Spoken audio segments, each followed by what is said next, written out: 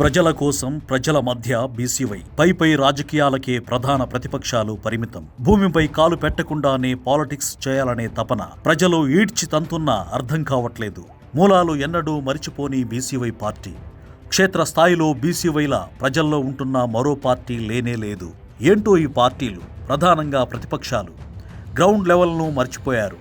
క్షేత్రస్థాయిలో ఏం జరుగుతుందో తెలుసుకోవడం మర్చిపోయారు. తాము వచ్చింది ఎక్కడి నుంచి అనే మూలాలను పక్కన పడేశాయి. గ్రౌండ్ లెవెల్లోకి వెళ్తేనే ప్రజల కష్టాలు తెలుస్తాయి, వాళ్ళు పడుతున్న బాధలేంటో తెలుస్తాయి. అవే ఒక పెద్ద పోరాటానికి, ఓ ఉద్యమానికి దారితీస్తాయి, ప్రజలకు చేరువా చేస్తాయి. కానీ ఈ ఛాన్స్ తీసుకోవడానికి ఇష్టపడడం లేదు. ఈ కాలంలో ఇప్పటికీ గ్రౌండ్నే నమ్ముకున్న ఒకే ఒక్క పార్టీ బీసీవై పార్టీ. క్షేత్రస్థాయిలో నిత్యం ఉంటున్న one and only single party BCY మాత్రమే. మరి ఈ ప్రతిపక్షాలు ఏం చేస్తున్నాయి? కేవలం డిజిటల్ ప్లాట్ఫామ్స్నే నమ్ముకున్నాయి.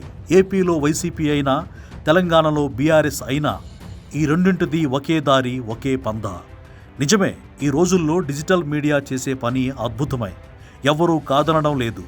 కానీ అంతా అందులోనే చేసుకుపోతే పోలా అనే ధోరణి సరైంది కాదు.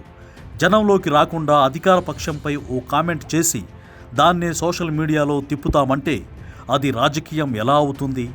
దాని కారణంగానే తాజా మున్సిపల్ ఎన్నికల్లో బీఆర్ఎస్కు ఎదురైన ఓటమి. పట్టణాల్లో పట్టు ఉంది బీఆర్ఎస్కి. ఎంతైనా 10 ఏళ్లు పాలించిన పార్టీ కదా, అక్కడ నుంచి పట్టు కోల్పోవడానికి ఖచ్చితంగా సమయం పడుతుంది. కానీ 2 ఏళ్లలోనే అడ్రస్ లేకుండా పోయిందంటే కారణం బీఆర్ఎస్ గ్రౌండ్ను వదిలేయడమే. లేదంటే ఇంత తక్కువ టైంలో అంత దారుణంగా ఓడిపోవడమా? ఎంతసేపు సోషల్ మీడియా పోస్టులు అని తిరిగితే ఇలాగే ఉంటుంది. క్షేత్రస్థాయిలో ప్రతిపక్షం అందుబాటులో లేకపోవడంతో అదేదో ప్రభుత్వానికి చెప్పుకుందామని ఓట్లేశారు. వైసీపీది కూడా అదే దారి. సోషల్ మీడియా వేదికగా ప్రభుత్వంపై దుమ్మెత్తి పోస్తే సరిపోతుంది అని భావిస్తోంది.